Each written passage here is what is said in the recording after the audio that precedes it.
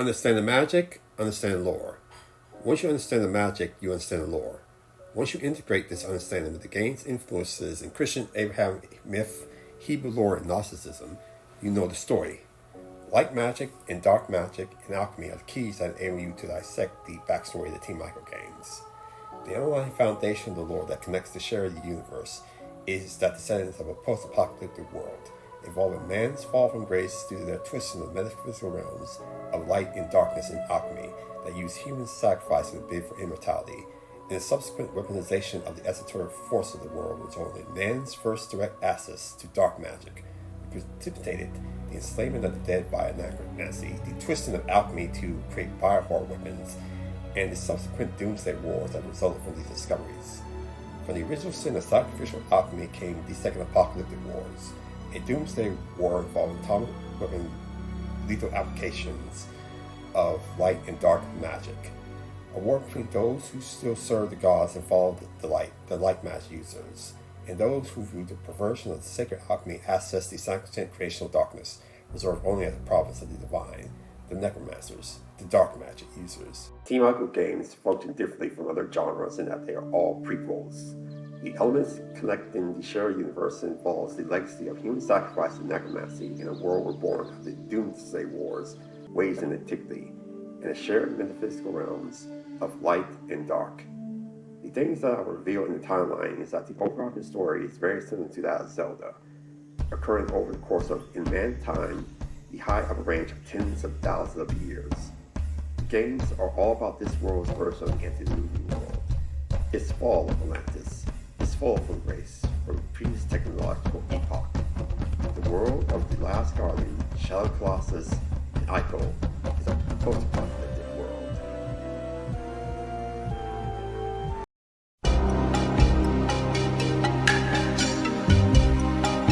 We will now begin an extensive prelude of the details about light magic, dark magic, and alchemy before going into a more in-depth game-by-game analysis of all the titles. We will now discuss light magic and its manifestations in the game. Light magic seems to be the more natural and emanate within the natural world in a way related to light and electricity. Its usual manifestations are as light energy, such as the focusing ray of the castle, the homing light of the ancient sword, the light portals above the dead Colossi, and the mirror in Trico. It also manifests as lightning as present in Ico from the Queen's sword, the gate spirits of the castle, the attacks of the Colossi, and Trico's tail. Light magic is simpler than dark magic in that there are clearly defined sources. The only things which are seen which are related to light magic aside from actual manifestations of it are sources of it and devices that are activated by it. Light magic sources are life itself along with the light and sources of light like fire and the sun, mechanical energy, and the energy emanating within the environment. As such, like electricity, it can be stored in battery-like structures for use or printed into or conducted or induced out objects like electricity. Since it represents life, light magic gives life and makes alive the targets of its application. As such, I believe that the fall from grace of the ancient high state involving the twisting of the original divine light magic for nefarious purposes in order to cheat death and extend one's life by human sacrifice, and also possibly the discovery of the sinister use of dark magic outside of its benign utility as the other component the womb of creation necessary for the function of alchemy had its genesis in the misuse of light magic. I suspect that the ancient alchemical high civilization has fallen from grace by the abuse of this faculty of light magic, and the possible truth that dark magic cannot be manipulated without the use of light magic.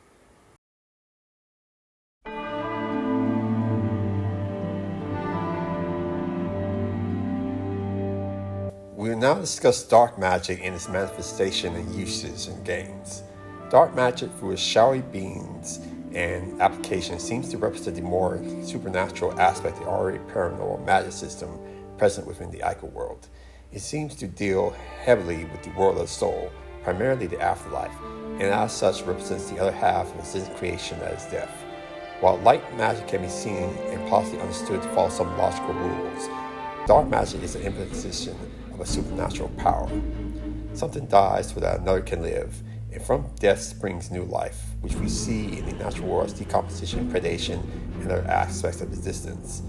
As such, it is the half of the circle of existence with a necessary and possibly even greater significance in the reincarnation cycle, of which life is naturally intrinsically linked, given that light magic is life and dark magic is death. From this thesis, we can draw several conclusions about the further relationship between the two and their interactions in the world and their functionality and reality. Being opposites, and given the fact that the games draw influence from Gnostic belief and Jungian psychology, it's safe to assume that light magic represents the divine masculine, the active and animating principle present within creation, and that dark magic represents the divine feminine, the passive and sacred womb of creation from which light springs forth. Given Shoutout Colossus' portrayal of the voice of the dead model speak to Wander as he passes unconsciously through the dark tunnel guided by light magic, we have proof of the dark half being the world of the soul. Furthermore, the dark worlds of creation, denoting darkness being seeded by the animated principle of light, is connoted in Gnostic lore, and is shown through the alchemy pool present within the shrine of worship, which describes this fact. That matter is created from the pool, i.e. the item, shows the divine feminine principle of the womb of creation, that is darkness, interacting with the seeding animated divine masculine principle, that is light, as a synonym of birth and creation. Wander's infant form is proof of this. Dark magic is therefore the feminine principle of the metaphysical realm of the shared universe. Subsequently, alchemy is a magical integration of the divine feminine and the divine masculine, in which the representation of the impregnated womb is needed to birth life. Dark magic and light magic need to interact to produce matter, as seen with the items in Shoutout Colossus. Since we have identified dark magic's thesis as representing death and the world of the soul, the divine womb and the feminine principle need to bring forth the creation of matter in alchemy, we can also define dark magic as representing the supernatural sphere of the Ico world.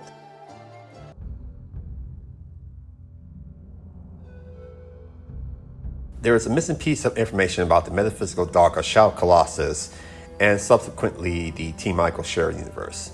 The reason for the thesis about dark representing the supernatural world comes from a statement of Emin from the now defunct official Shoutout Colossus website. There is a voice which sounds a lot like Emin explaining various aspects of the game's world, from Wander and his horse, Tomorrow and Summer Horse Story, the legends of the Forbidden Lands, and various other info. At this site, as a nerd, I remember Emin speaking about the spirits or dark entities present within the shrine of worship. He stated that when beings from the other world, the other side or metaphysical realm, manifest themselves in the physical or our world, they project a shell onto our world. We see the significance of this statement not only in Shoutout Colossus, but in Ico and the Last Guardian. As supernatural beings, the dark spirits of the Horned Children are shells, or more to the point, they project shells onto the natural world. According to the Shoutout Colossus fan site analysis called the Forbidden Lands, once again, while light magic can be seen possibly understood to follow some logical rules, dark magic is the imposition of a supernatural power. This statement is especially salient with the Queen and possibly Dorman and the Master of the Valley. Dark magic represents not just the world of the dead, but the other world or side of light that is the supernatural realm. Unlike light magic, dark magic cannot be generated. Its source is from the fact that all that is has parts of light and darkness within them. Whereas light magic is and can be derived from light sources and mechanical energy, dark magic is derived from the aspect of existence in which darkness is prevalent in all that is. The similarity of the sources between the two magic systems comes from the fact that they are both ambient in nature, in which light magic is ambient within the environment, i.e. the natural world, whereas dark magic is ambient within reality via the supernatural and metaphysical realms. As such, when alchemy is used, dark magic is already present within existence itself as a more supernatural part of the already metaphysical process of alchemy in conjunction with light magic. While there is a lot of evidence to suggest dark magic cannot function without light magic, being that it is the passive principle, and as such needs active elements present within the user via light magic to be controlled or manipulated. There exists another element. This may not be true for all cases, as seen with Dorman. There is a direct and indirect way of accessing dark magic in terms that dark magic's direct and indirect manipulations for persons outside of the gods stem from alchemy. Gods like Dorman can use dark magic directly to enable resurrection, whereas metaphysical and those dabbling in the supernatural realm, such as the Queen and the Master of the Valley, can possibly only do so through the fruit of alchemy. Indirect manipulation of dark magic stems from alchemy via the alchemical process itself, which must use light magic to catalyze the dark magic to create matter. As such, it is possible that the Queen or the Master of the Valley can use dark magic directly via the sinister fruit of sacrificial alchemy. Their use of it is derived from the access of the indirect way dark magic is accessed. And we see this in the blue horn structures that are present within The Last Guardian and in other games.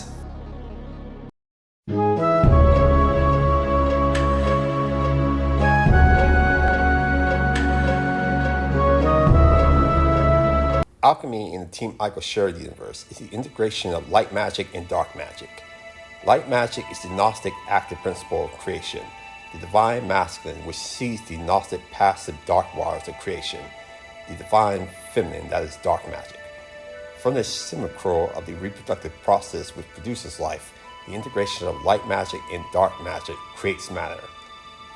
Alchemy may not be solely concerned with material creation, but energetic manifestations, such as the light beams projected and amplified by the circular apertures present in threes in each of the castle's arenas and the magical spheres of Ico.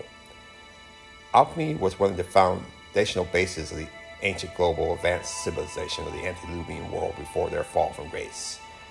We are already shown that in progression, Ico, Shoutout, Colossus, and The Last Guardian are prequels, depicting how each came to be. Even the next game depicts advanced technologies such as giant robots and megalithic architecture. While the ambiguity of The Last Guardian's presence on the timeline of the shared universe is an issue, there is a suggestion that The Last Guardian may represent important aspects about the past of Ico's world, particularly its advanced technological state derived from light magic and alchemy, and the origins of sacrificial alchemy and how and why it was used. Alchemy is present within all of games, and its significance to the lore of the story cannot be understated. Here we will denote examples of alchemy within the games and how they function and help the theme of each title. We also discuss alchemy's significance to the lore of each game. Since alchemy is the integration of light magic and dark magic, we will discuss light magic and dark magic relationship within each game as a derivative. And this will be further emphasized in the coming video with our in-depth analysis. In summation, light magic is more clearly defined in terms of the sources, its effects, and its applications. Dark magic is an imposition of a supernatural power on the natural world, and alchemy is the integration of these two forces to create matter and form.